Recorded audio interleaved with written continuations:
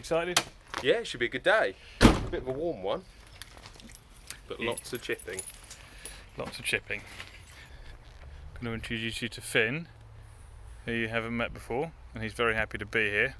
So we've got those two green furry beasts behind us, and they're coming down. It's going to be a bit of bucking Billy Ray style, spiking up and stripping off, which is my favourite type of job. It's just the volume of rubbish that's going to be coming off this thing is going to be quite a lot. We've got a clear drop zone, but an absolutely pristine garden that we want to try not to trash.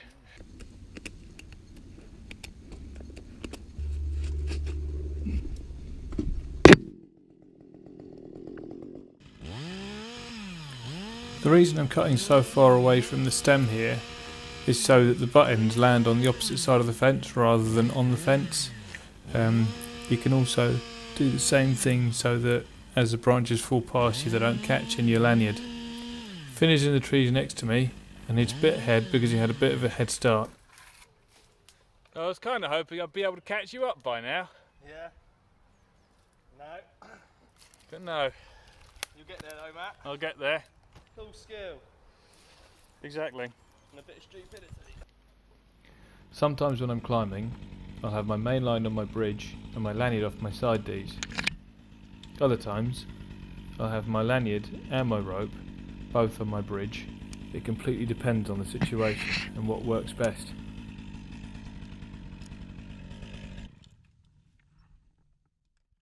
More often, I'm doing everything off my bridge. It's kind of a little bit better supported, especially on the way up on a tree like this. But it does make it a little bit harder to use your legs to progress up the tree. My favourite way to have my ropes configured, I've got a kind of high line, just got on the next suitable branch up, and my lanyard around the stem, which enables me to use my feet effectively to take a step up. Now I can just tend my rope, and you can see I can do all of that kind of one-handed.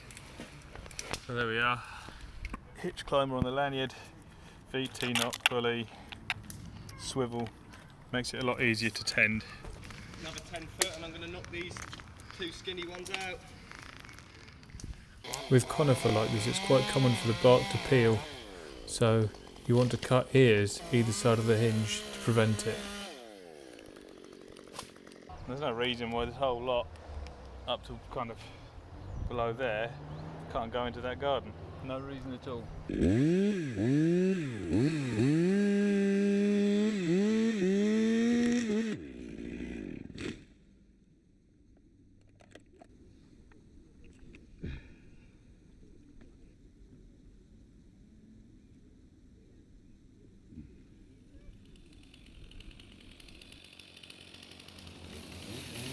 Before we came down for lunch, we left ropes at the top of the poles so that we could pull them over without having to climb up again. The brush turned into 3 loads of wood chip that we tipped off at a green waste site. Chips will be used in power stations and the logs will likely be split and used as firewood.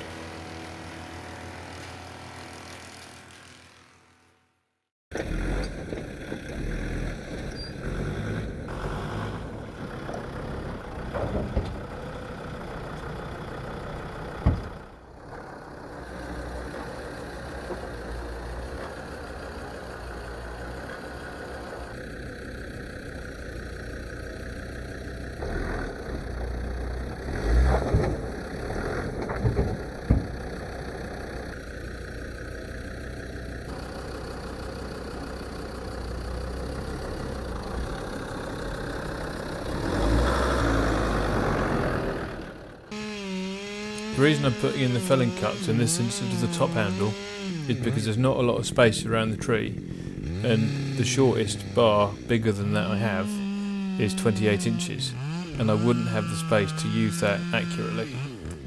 After the first stem falls, I've got enough space to get the 362 out and start cutting with a proper saw. I would have used the 500, but it had thrown its chain earlier in the day and we still hadn't put it back together.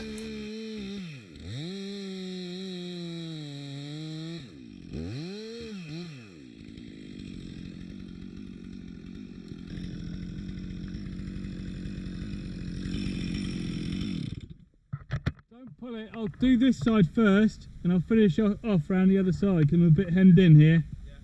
So I don't pull it until I'm over there and... You're a bit high the other side. Yeah, okay. How high? Yeah, I'm coming down though, I think, so that should be it, that's not too bad.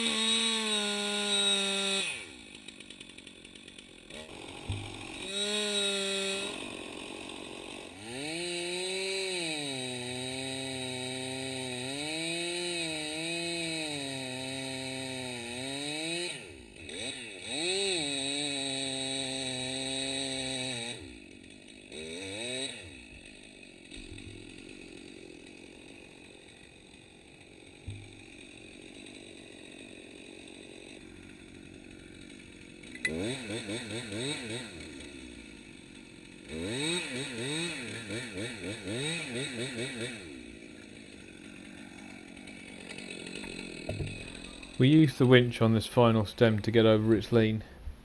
I'm sure it would have been possible to wedge it over or to have people pulling, but I would have had to cut the hinge much narrower than I did. This way is much more secure, we got much better directional control and much less chance of me cutting too much and the tree going over backwards.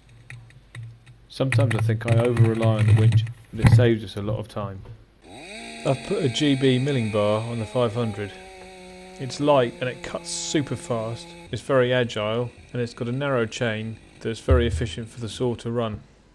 The negatives is that it throws the chain quite a lot and I worry about breaking it because it's new and shiny.